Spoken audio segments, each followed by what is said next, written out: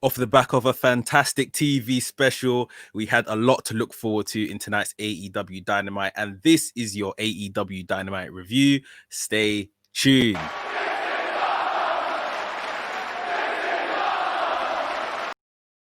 What's up, Maniacs? My name is Mex. I'm a wrestling fan, a wrestling enthusiast, a WrestleManiac, if you will. And today we are talking about AEW Dynamite. Again, like I said, we had so much look forward to, going into tonight's show, especially off the back of what we saw last Wednesday on the Winter is Coming show, off the back of what we saw on Impact, for those of us that tuned in to see Mr. Omega, the AEW World Champion, kind of address why him and Don Callis have kind of linked up and what is behind the relationship and where they're going to go from here on out. We had a really good show and I can't wait to get into it right now. So stay tuned for everything that happened on AEW Dynamite tonight. And for those that didn't know, on this channel right here, WrestleManiac UK, I discuss everything that is WWE and AEW. So if this sounds like the place for you, make sure you hit the subscribe button and make sure you hit the notification bell as well, so you get notified each and every time I drop a new video. And if you're watching on Facebook or on YouTube, please make sure you give us a big thumbs up. It's thoroughly appreciated.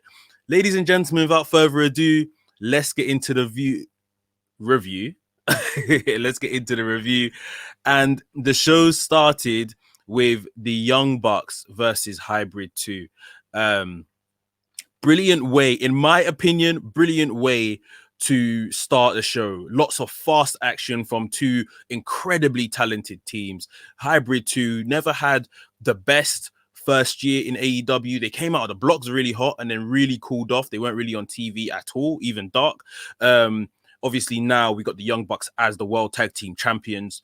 Really incredible way to start the match. I saw a lot of people poo-pooing parts of this match online just because, you know, spot fest and all of this kind of stuff. Things happen to people, big moves happen, and there's not really any time to sell it. They sell it for 5 seconds and get up again and didn't get their spot in. Spot. You kind of know that's what you're going to get with these guys. I'm not saying it's right, but you kind of know that's what the format is going to be. So I get it if you don't like it and you want it to be a bit more real. I think in certain matches, I want that aspect of realism, but in a match like this, a tag team match, to get you hyped at the beginning of a show, it's perfect. It's just what is needed. So I think they done pretty well here. Obviously, we saw the Acclaimed kind of take a bump during the match. Obviously, they've got beef with Young Bucks as well, and in the end, the Young Bucks got the win. And we saw the Acclaim then jump the barrier and try to maybe make a sneak attack on the Young Bucks, but then SCU came, got involved, or kind of stopped the Acclaimed getting into the ring while the Young Bucks weren't looking. So we probably will have something with the Acclaimed and SCU going forward. But the Young Bucks here getting a pretty decent win in a really fast-paced match. A lack of selling, yes, but you know, this is a typical match that gets you hyped for the night with some really good spots. So I was okay with it. The next segment we had, it was meant to be the speaking out, should I say, of Sting. Cody came to the ring first. And it's like, for me, it's just like, why are you always there? Like, why are you always in these big segments? You know, I understand how big of a baby face you are for the company, and generally anyway, but I think for me personally, it's becoming a bit too much. Like, it's a Sting segment. Why is Cody there? But anyway, they kind of made sense somewhat anyway. Cody was in the ring. Arn Anderson was in the ring. Tony Schiavone was about to introduce Sting. I think Sting was mentioned, and then Sting's Titron started playing. The snow started falling, so they're keeping that, which I absolutely love. That was my favorite part of his entrance last week, him coming back. You know, the whole winter is coming and the snow and everything. Sting came out, and he wasn't the Sting of last week, which was, you know, kind of just looking and peering at everybody. He was Sting, you know, we got we got everything to do with Sting. And he was very jovial, came into the ring, hugged Tony Schiavone. I haven't seen you in a long time. Told Tony Schiavone how important the "It's Sting" was to him and his career, and asked Tony Schiavone to do it. And Tony Schiavone done it. That was a really nice moment. Arn Anderson left as well, said that, I don't really know why you're here. I'm happy to see you, basically, and just left. Which left Cody and Sting in the ring. And, Cody said, I've waited for this moment, you and me in the ring, for a very long time. And Sting basically said, look, I like you, Cody, I like you, but I'm not here for you, sort of thing. He did admit maybe, that in the future they might cross paths, but he said there's a lot of similarities here, and looked towards the rafters where Darby Allin was sitting with the TNT Championship. So there's clearly something with Darby. He's highlighted it last week with the extended look at Darby when he made his debut. He's looked at Darby in the rafters this week. There's definitely something with Darby, whether it's with Darby or whether it's with the TNT Championship. Obviously, we know how much Sting meant to TNT and WCW when that was a thing. So, yeah, we may be seeing something like around those two come together relatively soon.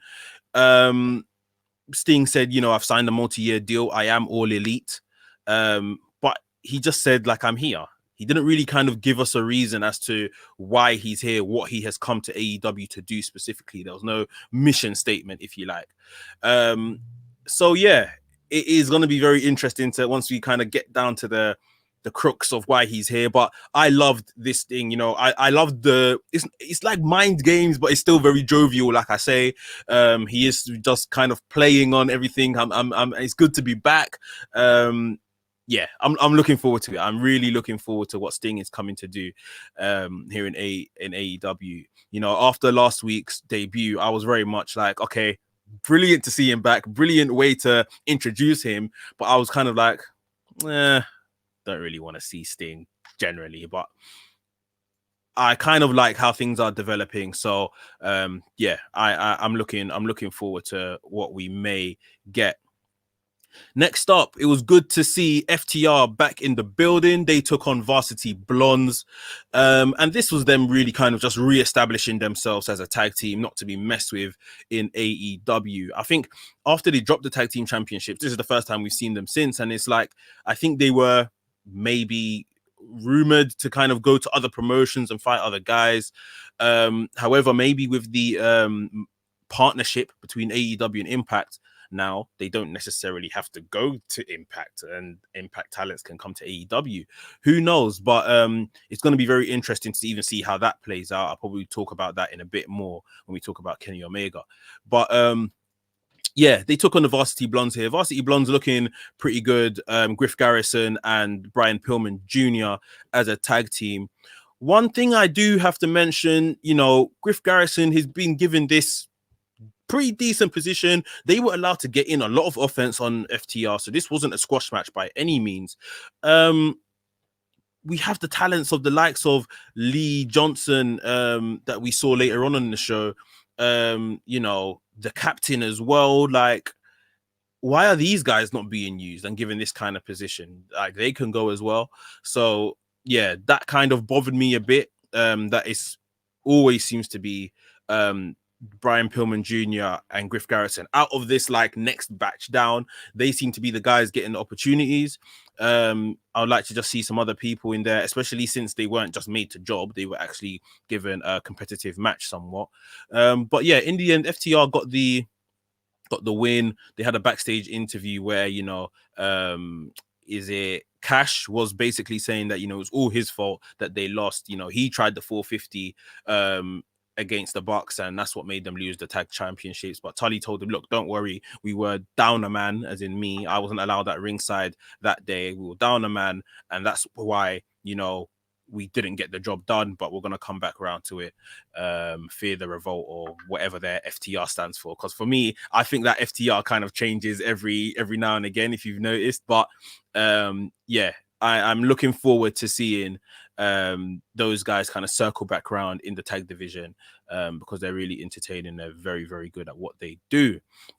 Next up, we had Dustin Rhodes versus 10 from the Dark Order. This was a pretty good match. I'm sure this is down to Dustin. Dustin makes anything look good. A very, very solid wrestler. I think one thing that was a bit underwhelming was 10 is booked as kind of, apart from obviously the likes of Brody Lee and recently John Silver, 10 is built as a decent big guy within Dark Order, and he gold dust Dustin Rhodes hit a bulldog, like a spinning bulldog, a flying bulldog, pinned him out of nowhere and just got the win. So it was a bit easy to just put away 10, which they are slowly building up as a threat, especially on AEW Dark. So yeah, that was a bit disappointing. But other than that, this was a pretty decent match.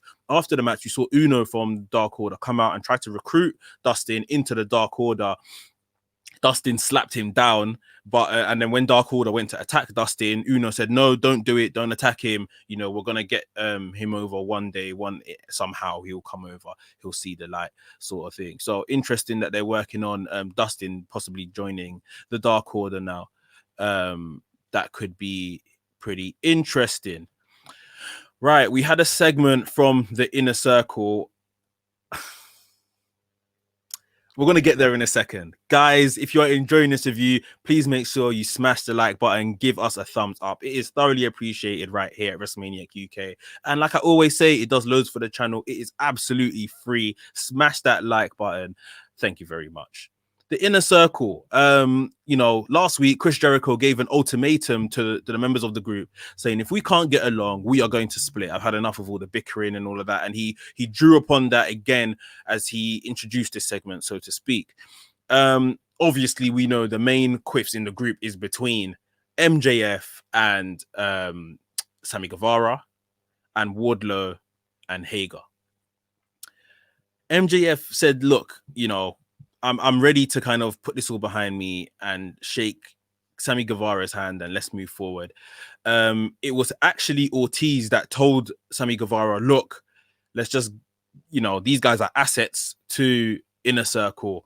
You know, yes, we have to kind of all work together and we'll build a relationship, but Sammy, be the bigger man.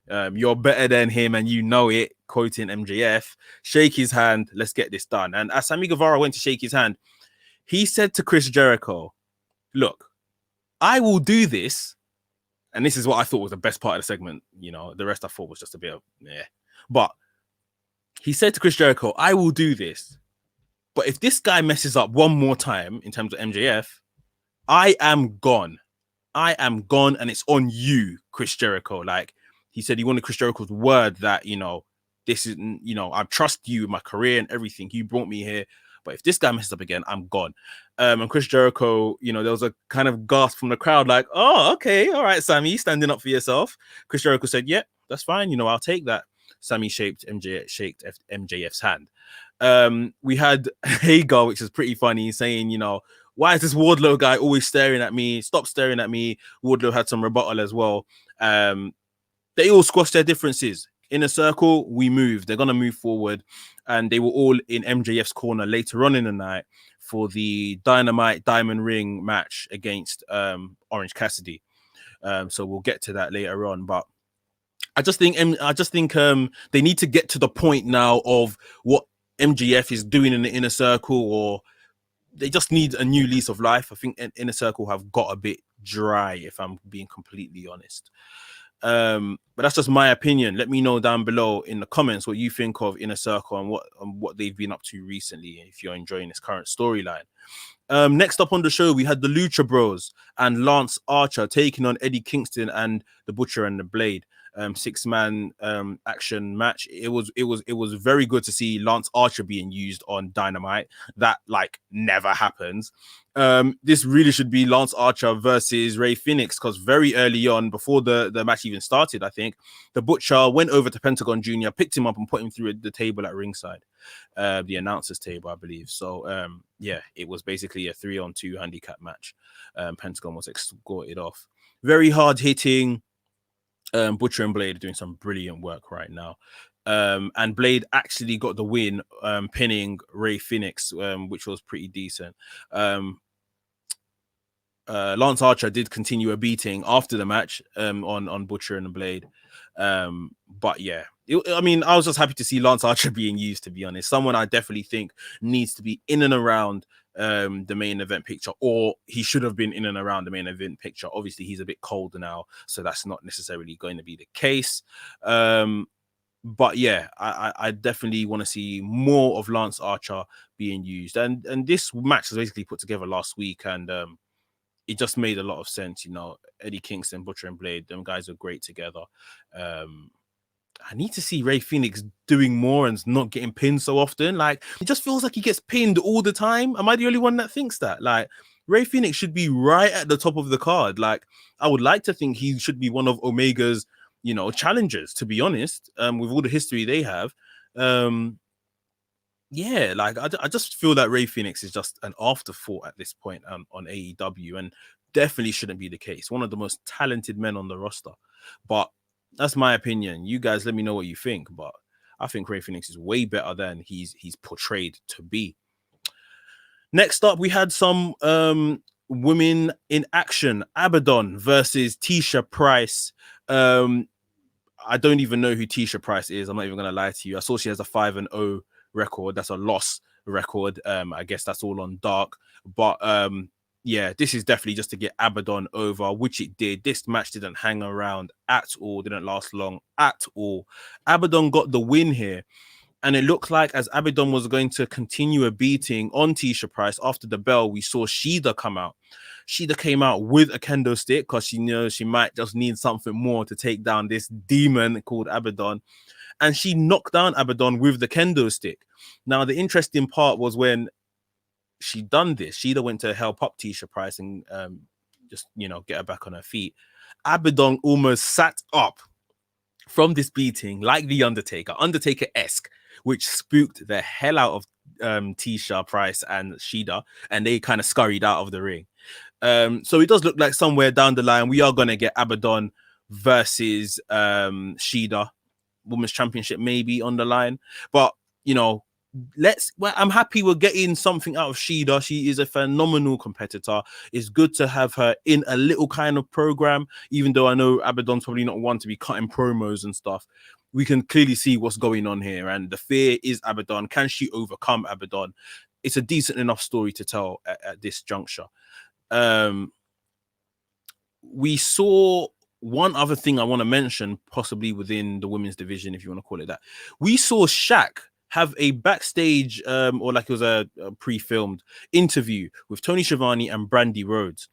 And at first, Shaq was very humble. You know, he's telling Brandy Rhodes, yes, I'm a big admirer of Jade Cargill.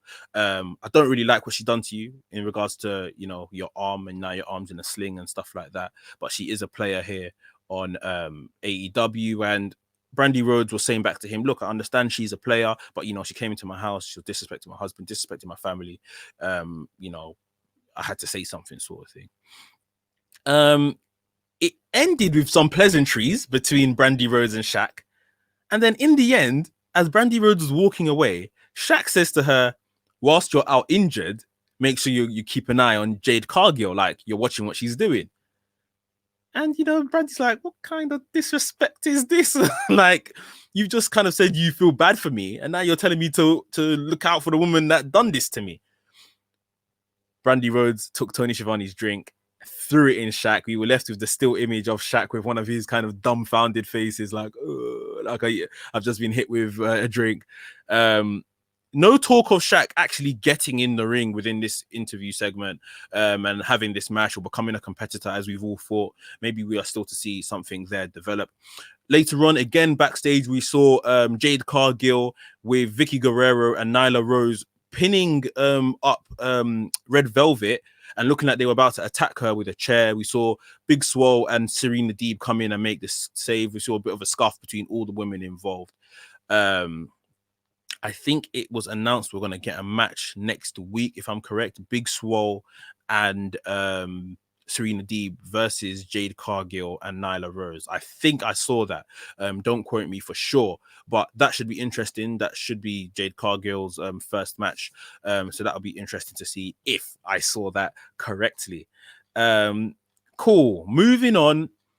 The part where I guess we were all kind of waiting for. Kenny Omega speaks. He came down to the ring with Don Callis. Tony Schiavone in the ring. It was almost kind of conducting an interview, but it wasn't really an interview. Tony Schiavone kind of spoke of his disgust at what Don Callis and Kenny Omega pulled last week, breaking the so-called gentleman's agreement. We had a lot of the same kind of words that Don Callis said on Impact in regards to why they done this. You know, he's known Kenny all of Kenny's life. They've been planning this for years and all of this kind of stuff. A lot of the same thing, which, you know, if you never heard it on Impact, then fair enough. But for someone that watched Impact and saw it again here, it was a bit lazy, maybe. But his delivery, you know, I never knew, you know, I always found him entertaining on commentary. I've never known him in like this managerial role or you know, an in-ring kind of role. So I'm very happy to have Don Callis around and be cutting these promos. Very entertaining. But like I say, because I have heard everything that he was saying in regards to this before, earlier this week, it didn't sound as great hearing it again. But Kenny Omega added something to what he had said at Impact. And Kenny Omega was really selling the fact that, you know, you guys wanted this, you know, I'm the best in the world, etc., etc. That kind of heel promo. He's dyed his hair. He is basically the cleaner at this point. And yeah, you know, he's just really stressing that Moxley, you never had it up here in terms of the smarts. Yeah, it was good. It's good to see Kenny Omega in this role. He's gonna revel in this role, whatever they've got planned. You know, a lot of people talking about the belt collector. We've seen a lot of fantasy booking, which will lead him back to possibly chasing the IWGP Heavyweight Championship off his golden lover friend Kota Ibushi. Once Kota Ibushi possibly wins that at Wrestle Kingdom in January, you know, the possibilities are absolutely endless at this point, and that's what makes for a brilliant story. There's so many nuggets that are planted along the way, and we just don't know which route they're gonna take. They can take them all. They could possibly even take them all. So fantastic stuff by Don Callis and Omega over the past week, I would say. Really selling him as this heel champion that he's become. Last but not least, MJF versus Orange Cassidy. This was for the Dynamite Diamond Ring. And if I'm completely honest, like, the ring fits MJF better, given his persona. But I did think Orange Cassidy was going to win here. However, you could see in the match, Orange Cassidy had a humongous hill to climb, because despite best friends being ringside, the inner circle were ringside for MJF, and obviously power in numbers. Orange Cassidy, every time he left the ring, MJF would distract the referee, and he was getting beaten up from pillar to post by nearly everybody. Very, very hard for him to overcome all of that with all that distraction at ringside. Even best friends are being beaten up at times by Inner Circle. And just when it looked like, you know, Orange Cassidy would have found a way out, we had another interruption, another involvement from Miro. Him and Kip Sabian came ringside. Miro actually got into the ring and took out Orange Cassidy, which led to MJF pinning Orange Cassidy and retaining his Dynamite Diamond Ring. Miro kind of being a bit more serious in recent times, which is good to see in my point of view. Definitely, obviously, getting involved with Orange Cassidy, given the beef he's got ongoing with best friends and Cassidy. So Miro put the final nail in the coffin for Orange Cassidy's loss here. MJF saying to the camera afterwards, I beat him clean on my own in the middle of the ring. Yeah, like whatever. But yeah, I mean, I would have expected this ring to kind of change hands and, you know, Orange Cassidy to wear it in a funny way, just keep it in his pocket or wear it as a chain or something like that. That's what I was imagining. But MJF keeps the Dynamite Diamond Ring for another year at least, I guess. Pretty decent, fun match with, like I say, a lot of moving parts, a lot of going on with the stuff that was happening outside the ring. When you think about it, Cassidy never really stood a chance in that respect. But guys, that was your AEW review. I hope you enjoyed it, and I hope you enjoyed AEW this week. Like I said, Omega, the belt collector, the possibilities are endless. It's really, really good. Every angle that they could possibly take from here. Will we see him on Impact next week? That is something that needs to be answered. Maybe something we can look forward to. But guys, I want to hear you down in the comments. Let me know what your favorite part of the show was. Again, like I say, let me know how you feel about the Inner Circle right now. I'm not really feeling them too tough. I'm feeling like a bit of a mug because I've bought an Inner Circle shirt. Not recently, but I bought it when they, first came into play, and I'm just not really feeling them right now. So let me know what you feel about Inner Circle right now and everything they're doing. Like the video if you liked it, share the video, and if you're new here, welcome. Please subscribe to the channel, hit the notification bell so you get notified each and every time I drop a new video, and look out for loads of new content lists, wrestling lists that you guys have asked for. They are on the way. You need to subscribe to WrestleManiac UK. I didn't mean for that to rhyme, but it sounded good anyway. WrestleManiac UK signing out, and I'll see you